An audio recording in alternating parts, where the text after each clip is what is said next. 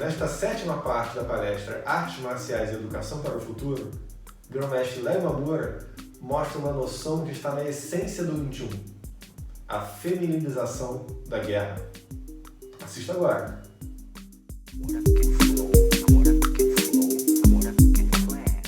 E quando nós falamos de feminilização da guerra, esse é um termo que foi cunhado pelo professor Albert Galban, justamente para se referir à mentalidade que surge no período dos estados combatentes, onde a ideia de eficácia por adaptação, ela chega no seu apogeu através de uma obra muito conhecida, todos vocês já devem ter ouvido, chamada de Sun Tzu.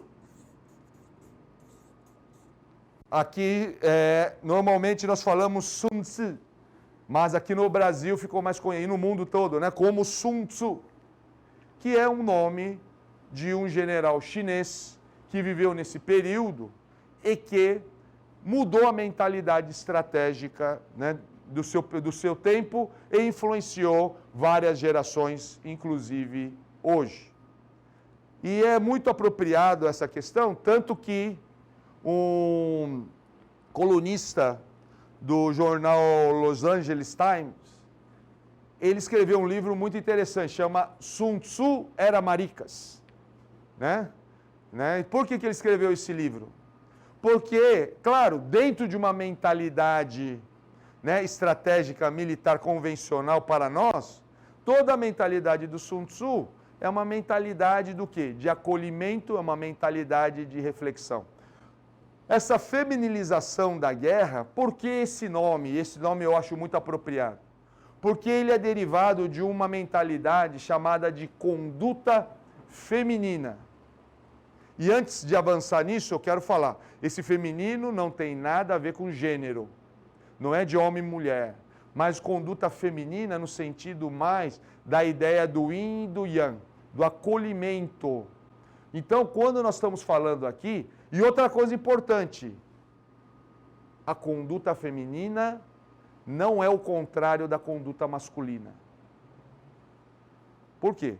Porque quando nós falamos de conduta masculina, nós estamos falando de uma conduta de imposição, de força.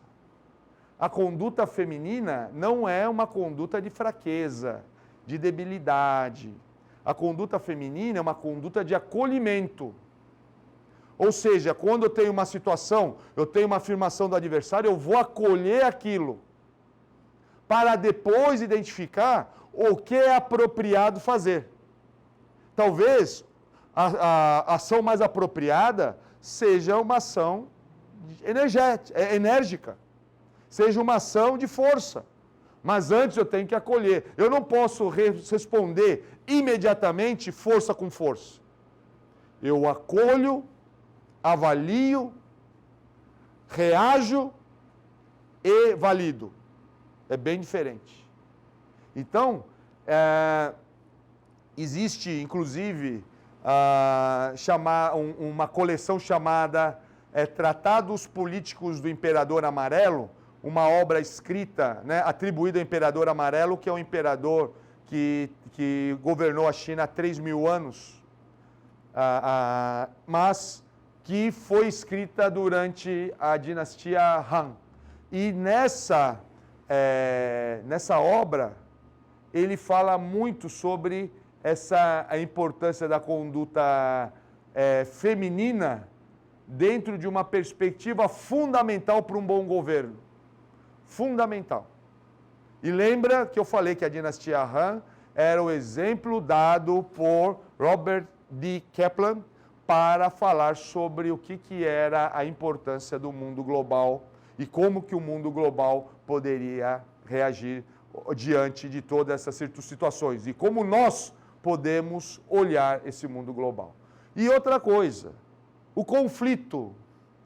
Conflito, ele faz parte da relação humana. O problema não é o conflito, é como lidamos com o conflito. O conflito, ele inclusive é necessário, mas a maneira de lidar com ele é importante. Por isso que esse novo olhar, ele é aquele olhar de acolhimento a esse conflito.